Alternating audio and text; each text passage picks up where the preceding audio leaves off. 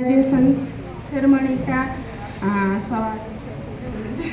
सभाध्यक्ष त्यस्तै बागमती प्रदेश का सभा सदस्य श्री रघुनाथ महर्जनज्यू, त्यस्तै 14 नम्बर वडा सदस्य श्री सङ्गीता अछामीज्यू, त्यस्तै वान लभ वानका प्रोपाइटर, त्यस्तै अरू संस्थाबाट पाल्नुभएका प्रतिनिधिज्यूहरू, त्यस्तै आज यस कार्यक्रममा ग्रेजुएसन हुने सम्पूर्ण साथीहरू तथा मिडियाकर्मी साथीहरू सबैलाई आजको यस कार्यक्रममा म माया ब्रह्मा शाखाको तर्फबाट तथा हामी सबै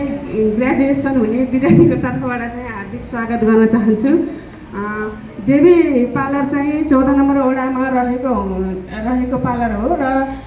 14 नम्बरमै भए पनि अब हामी चाहिँ देख्न त देखिरहेको हो, तर जेबी पार्लर कस्तो छ के छ भनेर चाहिँ त्यहीँ ट्रेनिङ लिएपछि मात्रै त्यो कुरा थाहा भयो र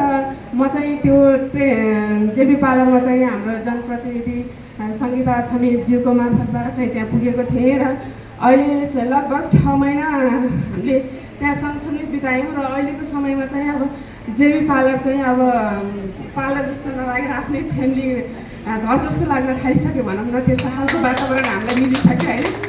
जेबी पार्लरमा चाहिँ हामीले 6 महिनासम्म ट्रेनिङ लिइरहँदाखेरि चाहिँ हामीले चाहिँ खुट्टाको नङदेखि लिएर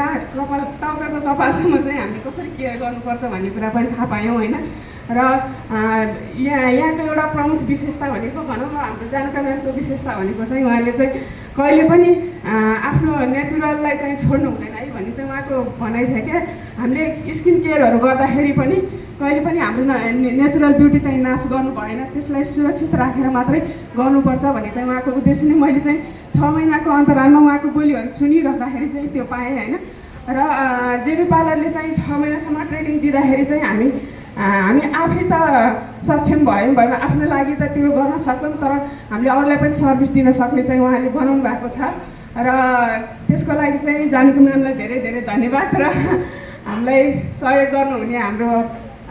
त्यो संस्थाको सरहरू त हुनुहुन्छ कि हुँदैन थाहा छैन, तर पनि मैले उयाक नेपालको सरहरूलाई पनि धेरै धेरै धन्यवाद, संस्थालाई नै धन्यवाद दिन चाहेँ र 14 नम्बर वडाका जनप्रतिनिधिलाई पनि र यहाँ उपस्थित हुनुहुने सम्पूर्णलाई यो आजको कार्यक्रम सफल बनाउनको लागि उपस्थित हुनुभएकोमा सम्पूर्णलाई धेरै धेरै धन्यवाद दिँदै मेरो तिता मिठा अनुभव चाहिँ यहाँ विसर्जन गर्दै बिदा हुन्छु। हस्त धन्यवाद। एकदमै इन्करेजको वर्ड दिएर जानुभएको छ,